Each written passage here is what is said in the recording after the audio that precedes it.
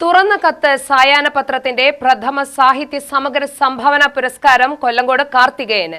Press ക്ലബ്ബിൽ നടന്ന ചടങ്ങിൽ ജൂറി ചെയർമാൻ ഡോക്ടർ പി മുരളിയാണ് അവാർഡ് ജേതാവിനെ പ്രഖ്യാപിച്ചത്. 21,000 രൂപ പ്രശസ്തി പത്രവും ഫലകവും അടങ്ങുന്ന പുരസ്കാരം 21-ന് പാലക്കാട് ടോപ്പ് ഇൻ ടൗൺ ഹാളിൽ സമ്മാനിക്കും. 5 പതിറ്റാണ്ടിലേറെയായി വിവിധ രംഗങ്ങളിലെ സ്തുത്യർഹമായ സമഗ്ര സംഭാവനകളെ മുൻനിർത്തിയാണ് ജൂറി ഏകകണ്ഠമായി പുരസ്കാര ജേതാവിനെ തിരഞ്ഞെടുത്തതെന്ന് ഡോക്ടർ പി മുരളി പറഞ്ഞു. നമ്മളൊരു കത്ത് ഒരാൾക്ക് കാണിച്ചു കൊടുക്കാൻ മടിക്കേണ്ടതുണ്ടെങ്കിലാണ് നമ്മളത് മറച്ചു വയ്ക്കുക. തുറന്ന കത്തിനൊന്നും മറച്ചു വയ്ക്കാനില്ല. എല്ലാം തുറന്നു പറയുന്ന അല്ലെങ്കിൽ മാധ്യമ രംഗത്ത് ഒരു പുത്തൻ വിപ്ലവം സൃഷ്ടിക്കുവാനുള്ള സന്നാഹത്തോടു കൂടിയാണ് 1984 തുറന്ന കത്ത് ഇവിടെ പാലക്കാട് പ്രവർത്തനം ആരംഭിച്ചത്. ഇപ്പോൾ 2026 നമ്മൾ നിൽക്കുന്നത്.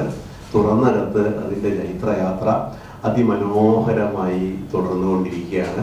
അതിൻ്റെ എത്രയോ വാർഷിക പതിപ്പുകളിൽ ലേഖനം എഴുതാനുള്ള അവസരം വലിയൊരു സൗഭാഗ്യമായിട്ട് ഞാൻ കരുതാറുണ്ട്. സുബ്രഹ്മണ്യനുമായിട്ട് ഞാനത് പങ്കുവയ്ക്കാറുമുണ്ട്.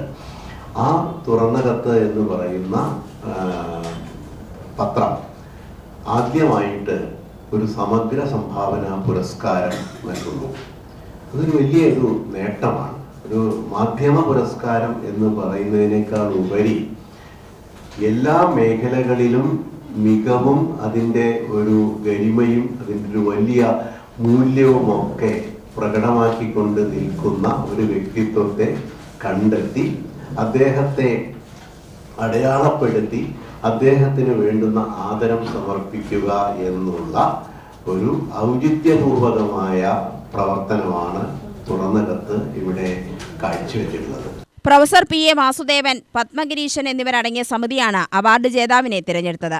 21-ന് രാവിലെ 10-ന് നടക്കുന്ന ചടങ്ങിൽ കെ ബാബു MLA പുരസ്കാര സമർപ്പണം നടത്തും. കാർത്തികേയൻ രചിച്ച ഭൂഭാവം എന്ന പുസ്തകം നഗരസഭാ ചെയർമാൻ പി സ്മിതേഷ് പ്രകാശനം ചെയ്യും. Nithin Kanicheri, KP Selvaraj, advocate TK Noushad, Mundur Sethumadhavan തുടങ്ങിയവർ പങ്കെടുക്കും. പത്രസമ്മേളനത്തിൽ doctor P Murali, A Subramanian, Padmagireesh എന്നിവർ പങ്കെടുത്തു. UTV news, Palakkad.